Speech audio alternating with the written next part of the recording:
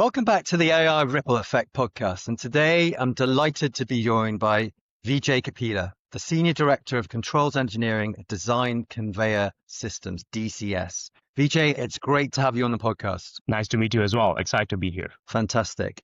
Why don't we start by you telling us a bit more about yourself, your background, and then we can spend a bit of time talking about what you're doing at DCS. Sure, absolutely. So I'm fairly new at DCS. I'm like 6 months in, but not new to the industry. I've been in the intralogistics space for 18 plus odd years and mainly been in, software and controls integration space as a system integrator, right? Before DCS, worked for other system integrator where I led the controls group there, and doing a similar thing here at DCS. DCS provided me a great opportunity to build a group from ground up and create that offering in this space. So pretty excited about the opportunity, and we're doing great things here at DCS and pretty excited about those. Fantastic. It's always great to have a guest who's really driving that technological innovation right from the front. So that's fantastic. We can get into a bit more of the detail around that. I want to start with a bit of touching on some of the broader themes out there and what you're seeing. Could you sort of tell us in your own perspective, two or three of the themes that you're seeing out there and that's having an impact on logistics, on warehousing and the supply chain right now? I think from a warehousing perspective, again, that's what I can speak to quite a bit. Overall, I think everything is now being driven by data. All the decision making, everything is being driven by data. How we slot, how we manage, how we move product. Earlier, it used to be all manual processes, but now automation is playing a big key. And with that, now even the designing what automation is required is being driven by data. So that is a massive shift in how everybody's approaching warehousing these days. And now with AI, predictive analytics and all that, you're trying to forecast, trying to estimate, trying to see what is there in the future and trying to take actions right now to address your future concerns. And that's what everybody's talking about right now. So I think those are two big themes from my perspective, I guess. Fantastic. Getting into the subject of AI, how is DCS adapting to and adopting AI in its operations? I think we are doing a lot right now. And I would venture to say that we are quite a bit ahead of our competition in that space. So I don't know how much about DCS or, we do have our WCS ES offering, which we call Datum, right? And it is light years ahead from its competition. And again, it is looking at all those things which we talked about. It is trying to be smart, run by data, and trying to see what the customer needs in future, and we are trying to address that right now. Everything, it is self-learning. It's got like self-learning algorithms. It looks at how the product is moving and what is the expectation, how your inventory is moving, what could be higher movers later, what would higher movers right now. Earlier, it was all somebody sitting at a desk looking at what they're shipping, and based on that, they would make decisions on what replan you need, what plotting you need, what inventory you want to carry, how you want the product to be moved. Now all that is being driven by the software, trying to do it all together itself, looking at multiple data points within their warehouse and trying to not making the decisions, but giving you options saying, hey, based on these trends, this is what you should be doing. This is our recommendation. And then it's a click of a button. Yeah, let's do this. And then it does it. That poses a really interesting question, which is, as someone in your background with who's designed systems for stability and reliability, how do you feel about handing over more decision making to AI? So again, we are not technically handing over the decision making, right? We still set the parameters. The end user is still always in control. But one thing what that does is it does help us keep the uptime up, make sure that your automation is running at its peak efficiency all the time.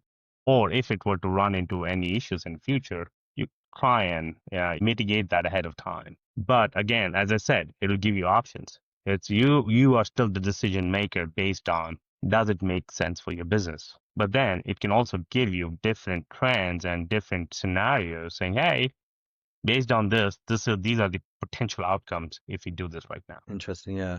I think I read somewhere that there was a stat that over half of warehouse managers are increasing their automation spending to drive improvements on fulfillment speeds, for example. What advice would you give to those executives, leaders out there who are watching this, who are looking at integrating AI solutions, but need to understand the true business impact? I would say if you don't do it now, there's a good chance your business is going to fail. You got to look at it right now and take action. And again, the technology is moving so fast and customer needs are moving so fast. And in the current landscape, you got to be ahead of everybody. You got to be there. Fulfillment, earlier back in the day, remember if you see when you ordered something, it would take weeks to get it. Now, everybody is trying to ship the same day, get it out the door once you receive an order. And that's going to continue to go faster. I still see, and I'm going to quote this, like, the other day, we were trying to order something off Amazon, and I saw options that I could get it delivered by 3 p.m. if I were to order it this morning, right? So again, customer needs are changing, and we will have to adapt to our customer needs. And how do we do that? And I think AI provides, and the technology, not just the AI, technology in general provides those options for you to offers you that speed to market. And also, your consistent delivery, accuracy, it all plays together. You reduce all that and overall your efficiency goes up. Interesting. One of the recurring themes that we see in our conversations on the podcast has been the interplay between AI and the human touch, let's call it. In your experience, where does AI excel in sort of warehouse operations, and where does human judgment remain sort of irreplaceable? Wow, that's a good question. I think AI excels in automating processes and giving you options with certain, looking at different data points, looking at different trends. AI is good at converting data into information, right? But again, this is purely my opinion that you need a human to look at that information and convert them to actionable decisions. So that's my perspective at it. I think, you will still need humans to make those critical decisions that this makes sense. But then AI can provide you with those options to make those decisions. Again, that's my take on it. That very much echoes with a lot of the feedback we've had. It has been a very topical discussion about sort of AI versus the sort of, and how it augments teams as well, and it can actually really empower, particularly around bringing speed and efficiency and quality and assurance. So that's I agree with that. Looking at your career, and you've been helping teams, building high performance engineering teams, and now engineers need to work alongside AI systems that are constantly changing, and they need to keep learning and adapting. How has that changed your approach to leadership? And what skills are you prioritizing? How do you keep your teams engaged when the landscape is moving so fast? I'm still learning. It is moving pretty fast. I'm still learning. As you rightly said, the old rule book is obsolete now. We'll have to learn with how it comes. We'll have to learn like how the technology evolves and how do we work with technology? How do we utilize the technology? And again, that is one thing which I tell all my team members, right? Keep an open mind. Don't go in with a bias and keep an open mind. And what we should be teaching all our team members is how to apply what you have at hand and get the best output out of it. And if you're able to do that, right, I think that is then your target is achieved. I think you'll have an engaged team if they see that they're bringing value. And how they bring value is learn to work alongside technology and learn to make that as your strength, and don't fight with it. See them as your team player and work with them and use them at what they do best. And if you're able to do that, I think overall efficiency of your team, the team engagement goes up. Few simple examples what we're trying to do, right? And again, I'm coming from the engineering side of things where, like, again, my background is PLCs, automation.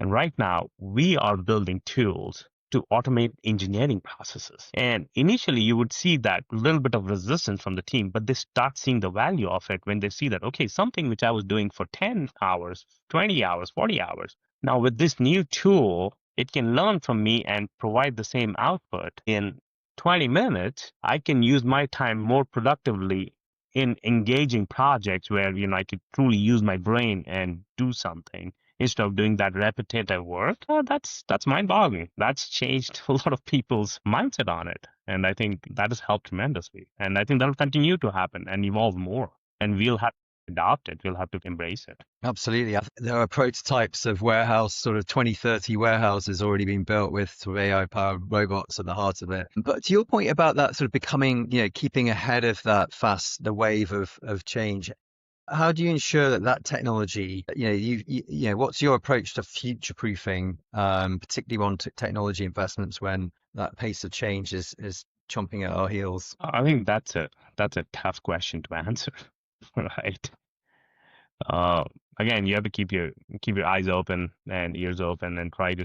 Again, we are still guesstimating where we are taking, where we are going, based on the information we have, and we are investing in the right arena. And yeah, technology landscape is changing, and we will have to keep up with it. And time will only tell. If everybody, some people would be successful and some people would hedge their bets on the wrong horse. That's a possibility too. But with the information provided to you at this point in time, you had your bets on the technology which you think is going to help you forward. And if you do your due diligence, if your business well enough, and if you hedge your bet on the right technology, I think you'll be successful. The AI definitely would help with that process in its own right as well. So I hope so. I think so. Vijay, we're coming to the last question, which is about AI, and try to give a bit of a barometer on how you're seeing it impacting the business. So on a scale of 1 to 10, with 1 not at all, no confidence, and 10 total confidence, how confident are you that AI will create a measurable value for your business, DCS, in the next 12 months and then in 5 years' time? I think next 12 months, I think it'll be around 7. Again, and the reason for that is I don't think there's a lot to explore in AI, and I don't think we are there yet. I would definitely say that we are way ahead than a lot of others, but there's a lot more to explore, and there's definitely a lot of potential there. 5 years down the line, I would say definitely a 10. There's no way if you don't leverage AI in what we do and how we bring products to the market, how we serve our customers, how we try to get good quality out for our customers, have that consistent customer experience. I think AI will play a major role in doing that. Fantastic. Thank you. Vijay, many thanks. That's been a great conversation. Lots of really great insights. We covered a lot of ground in a very short time. So thank you very much. If the folks out there watching want to get in touch with you, where should they go? What's your website, your socials? How's the best way to get in touch? I would say www.designconveyor.com is our website. Of course, there's a contact form. Anything we can help with regards in the warehousing space, please reach out to us from there, and we'll be sure to contact you back. And there's a LinkedIn page as well, so you can follow us there as well. And we do put out our podcast as well, talk about our industry and what DCS is doing. And it's available on YouTube as well as LinkedIn, other places. So if they're interested to look at that, I think, we share a lot of good information, and I hope that will help in their journey at some point in time. Well, I've seen it and I'll definitely vouch for that. And we'll make sure we'll put all the links into the description after the podcast as well. Awesome. Vijay, thank you again. And thanks for everyone for watching today. And we'll see you on the next edition of the AI Ripple Effect. Thank you.